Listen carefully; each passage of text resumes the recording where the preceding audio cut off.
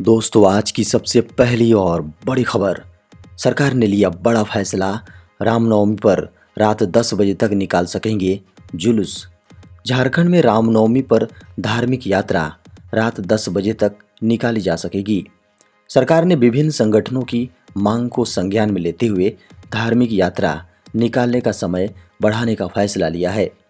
आपदा प्रबंधन विभाग शुक्रवार को नई गाइडलाइन जारी करेगा। नई गाइडलाइन के अनुसार धार्मिक जुलूस की समय सीमा शाम 6 बजे तक से बढ़ाकर रात 10 बजे तक कर दी गई है। झारखंड में अब शाम 6 बजे तक की बजाय रात में 10 बजे तक धार्मिक यात्रा निकाली जा सकेगी। मुख्यमंत्री हेमंत सोरेन ने दिया रुपेश पांडे के परिजनों को 5 लाख का चेक और नियुक्ति पत्र। झारखंड के मुख्यमंत्री श्री हेमंत सोरेन ने गुरुवार को हजारीबाग के बरही गांव के रहने वाले रुपेश पांडे के परिजनों से मुलाकात की। इस दौरान सीएम ने रुपेश पांडे की मां उर्मिला देवी को नियुक्ति पत्र और 5 लाख की सहायता राशि का चेक सौंपा। बता दें कि हजारीबाग के बरही गांव में इसी साल फरवरी में सरस्वती पूजा का आयोजन किया गया था। पूजा के बाद मूर्ति विसर्जन के दौरान गांव के ही कुछ युवकों ने 18 वर्षीय रुपेश पांडे की पीट कर हत्या कर दी थी। इस घटना के बाद पूरे इलाके में सांप्रदायिक तनाव कायम हो गया था। दोस्तों, बड़ी खबर है। झारखंड के विद्यालयों में बनेंगे पहली से 12वीं तक के बच्चों का जाति प्रमाण पत्र। झारखंड के विद्यालयों में कक्षा 1 से 12वीं तक के विद्यार्थियों का जाति प्रमाण पत्र बनाया जाएगा। राज्य सरकार के निर्देश के बाद यह कदम उठाया गया है। इसके लिए कर्मियों को ट्रेनिंग भी दी जाएगी। कार्मिक विभाग ने सभी जिलों को निर्देश दिया है कि वे अभियान चलाकर जाति प्रमाण पत्र जारी करें। जाति प्रमाण पत्र जारी कराने के लिए अधिकारियों कर्मियों को प्रशिक्षित किया जाएगा। प्रशिक्षण कार्यक्रम में स्कूली शिक्षा एवं साक्षरता विभाग, अनुसूचित जनजाति, अनुसूचित जाति, अल्पसंख्यक एवं पिछड़ा वर्ग कल्याण विभाग के अधिकारियों के साथ ही राज्य सूचना विज्ञान पदाधिकारी, सभी उपायुक्त, सभी एसडीओ, सभी जिला कल्याण पदाधिकारी, सभी जिला शिक्षा पदाधिकारी, सभी जिला शिक्षा अधीक्षक, सभी नोडल पदाधिकारी को शामिल रहने को कहा गया है। इसको लेकर कॉमन सर्विस सेंटर की भी मदद ली जाएगी। वो विद्यालय में जाकर बच्चों को ऑनलाइन आवेदन भरवाएंगे। प्रज्ञा केंद्र के कर्मियों को ये निर्देश दिया गया है कि वो सभी आवश्यक उपकरणों के साथ ससमय विद्यालय में उपस्थित हों ताकि बच्चों से मिले आवेदन पत्र और दस्तावेजों को ऑनलाइन पोर्टल पर अपलोड किया जा सके। दोस्तों, बड़ी खबर है। झारखंड के पोषण सखियों ने खटखटाया हाईकोर्ट का दरवाजा। झारखंड हाईकोर्ट में गुरुवार को पोषण सखियों ने सेवा समाप्त किए जाने के खिलाफ याचिका दाखिल की है। बता दें कि झारखंड में कुपोषण से निपटने के लिए केंद्र प्रायोजित समेकित बाल विकास योजना के तहत 10,388 पोषण सखियों की बहाल की गई सेवा खत्म कर दी गई है। झारखंड सरकार के महिला एवं बाल विकास विभाग ने 1 अप्रैल 2022 की तिथि से इनकी सेवा खत्म किए जाने के संबंध में आदेश जारी कर दिया है। थोड़ी राहत की बात यह है कि इन्हें 31 मार्च तक के लिए बकाया मानदेय का भुगतान किया जाएगा। इनकी अस्थायी नौकरी नहीं थी, मानदेय पर बहाल की गई थी। केंद्र सरकार के निर्देश पर वर्ष 2015 में झारखंड के 6 जिले धनबाद, गिरिडीह, दुमका, गोड्डा, कोडरमा और चतरा में अतिरिक्त आंगनबाड़ी सेविका सह पोषण परामर्शी के रूप में इन पोषण सखियों की बहाली हुई थी। दोस्तों, बड़ी खबर है। गर्मी के कारण विद्यालयों का समय बदलने को लेकर पूर्व मुख्यमंत्री श्री रघुवर दास ने मुख्य सचिव को लिखा पत्र। बढ़ती गर्मी को देखते हुए पूर्व मुख्यमंत्री रघुवर दास ने मुख्य सचिव को पत्र लिखकर विद्यालयों का समय बदलने का आग्रह किया है। पूर्व मुख्यमंत्री रघुवर दास ने मुख्य सचिव को लिखे पत्र में कहा कि झारखंड में भीषण गर्मी पड़ रही है। अधिक गर्मी के कारण लू भी चलने लगी है। भीषण गर्मी और लू के कारण स्कूली छात्र बीमार पड़ रहे हैं। इसको देखते हुए स्कूलों के समय में परिवर्तन करना बेहतर होगा। बढ़ती गर्मी के कारण स्कूल सुबह 6 बजे से 10 बजे तक चलाए जाए और शेष कक्षाएं ऑनलाइन के माध्यम से चलाने की व्यवस्था की जाए ताकि सुरक्षित रहकर शिक्षा ग्रहण कर सके।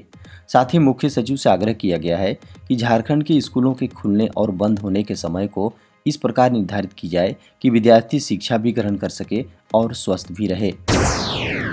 अब ठेके पर भर्ती होंगे सेना के जवान प्रस्ताव को जल्द मिल सकती है हरी झंडी।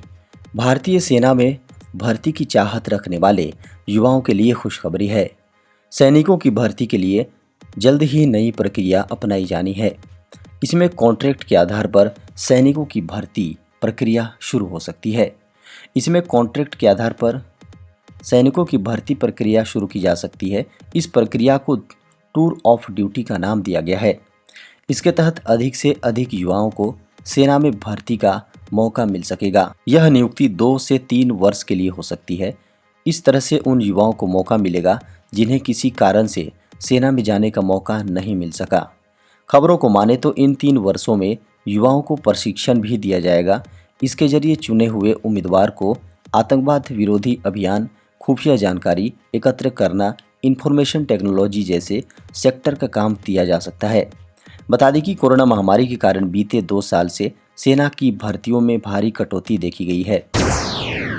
बड़ी खबर है, झारखंड में पारा पहुंचा 40 डिग्री सेल्सियस के पास। झारखंड के कई जिलों में 44 डिग्री सेल्सियस तक पारा पहुंचने का पूर्वानुमान किया गया है।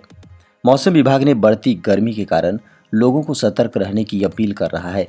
वहीं झारखंड के कई जिलों में लू चलने की चेतावनी भी दी है। मौसम केंद्र के अनुसार झारखंड के कुछ जिलों में तापमान 44 डिग्री सेल्सियस रहने की बात कही गई है। इसके तहत पलामू, चतरा और गढ़वा में गर्मी परवान पर रहेगा। इन तीनों जिलों में 43 से 44 डिग्री सेल्सियस तापमान रहने की बात कही गई है। इस दौरान लोगों को सतर्क रहने की अपील भी की गई है। नीट यूजी के लिए शुरू हुआ ऑनलाइन रजिस्ट्रेशन। राष्ट्रीय परीक्षण एजेंसी एनटीए ने नेशनल एलिजिबिलिटी एंट्रेंस टेस्ट के लिए शेड्यूल जारी कर दिया है। नीट यूजी 2022 के लिए आवेदन 6 अप्रैल से शुरू हो गया है। उम्मीदवार 6 मई तक ऑनलाइन फॉर्म भर सकेंगे। आवेदन के लिए लिंक भी जारी किया जा चुका है। उम्मीदवार वेबसाइट neet.nta.nic.in पर जाकर फॉर्म भर सकते हैं। परीक्षा 17 जुलाई को आयोजित की जाएगी। एनटीए द्वारा आयोजित इस एंट्रेंस टेस्ट के माध्यम से देश भर के विभिन्न मेडिकल संस्थानों में अंडर ग्रेजुएट मेडिकल कोर्सेज में दाखिला दिया जाता है। इस परीक्षण में छात्रों से फिजिक्स, केमिस्ट्री और बायोलॉजी से 200 मल्टीपल चॉइस प्रश्न पूछे जाएंगे। हर विषय के 50 प्रश्नों को 2 खंडों में विभाजित किया जाएगा। आज होगी झारखंड हाईकोर्ट में लालू प्रसाद यादव की जमानत याचिका पर सुनवाई। बहुचर्चित चारा घोटाला के डोरंडागार कोषागार से अवैध निकासी के मामले में सजायाफ्ता लालू प्रसाद यादव की जमानत याचिका आज शुक्रवार को झारखंड हाईकोर्ट में सुनवाई होगी। बता दें कि पिछले शुक्रवार जमानत याचिका पर सुनवाई होना था, लेकिन निजी कारण से कोर्ट नहीं बैठा। इसे जमानत याचिका पर सुनवाई टल गई थी। न्यायाधीश AK सिंह की अदालत में लालू प्रसाद की डोरंडा कोषागार से अवैध निकासी मामले में सुनवाई होनी है। झारखंड हाईकोर्ट के न्यायाधीश AK सिंह की अदालत में लालू प्रसाद की डोरंडा कोषागार से अवैध निकासी मामले में दायर जमानत याचिका पर सुनवाई होगी। याचिकाकर्ता की ओर से दायर याचिका में लालू प्रसाद की बीमारी, उम्र के साथ साथ आधी सजा जेल में काटने का हवाला देते हुए जमानत की गुहार लगाई है। देश में पिछले 24 घंटे में कोरोना के मिले 1033 नए मामले। भारत में बीते 24 घंटे के दौरान 1033 नए मामले कोरोना के दर्ज किए गए हैं। वहीं इससे पहले बुधवार को 1086 मामले सामने आए।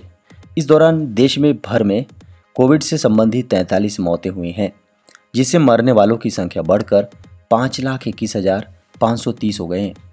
देश का सक्रिय आंकड़ा घटकर 11,639 रह गया है।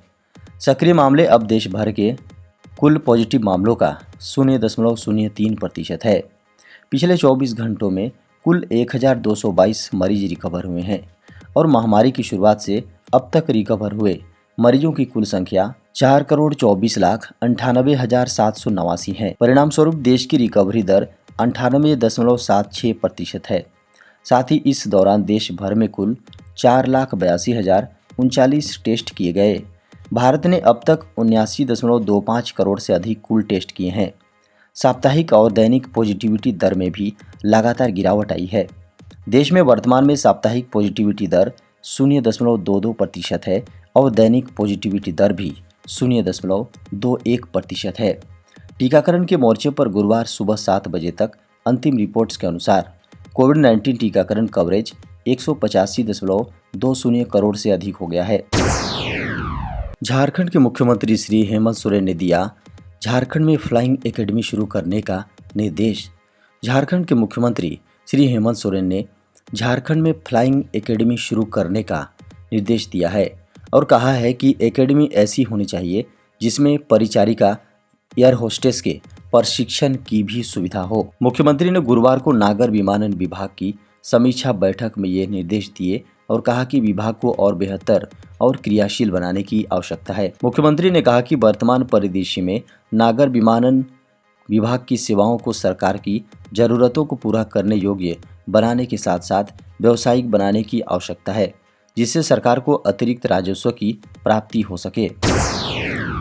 झारखंड में कोरोना के मिले 4 नए मामले। झारखंड में पिछले 24 घंटे के दौरान कोरोना के 6 मरीज रिकवर हुए हैं, जबकि झारखंड में कोरोना के 4 नए संक्रमित मरीज मिले हैं। हेल्थ डिपार्टमेंट के अनुसार रांची से 4 नए मरीज मिले हैं। झारखंड में कुल कोरोना मरीजों की संख्या 4,35,157 हो चुकी है और कुल 2,16,23,906 सैंपल की जांच की गई है। झारखंड में 15 सक्रिय मामले बचे हैं। वहीं झारखंड में कोरोना से 4,29,827 मरीज अब तक रिकवर हुए हैं। हालांकि झारखंड में 5,315 मरीजों की मौत कोरोना से अब तक हुई है।